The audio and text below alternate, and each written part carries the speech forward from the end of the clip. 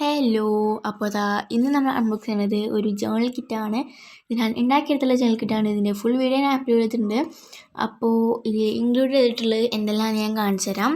ഒരു 10ഓളം wash tap ഇതിൽ use ചെയ്തിട്ടുണ്ട് കേട്ടോ. അപ്പോൾ ഇതാണ് അതിൻ്റെ ഫൈനൽ ലുക്ക് എന്ന് പറയുന്നത്.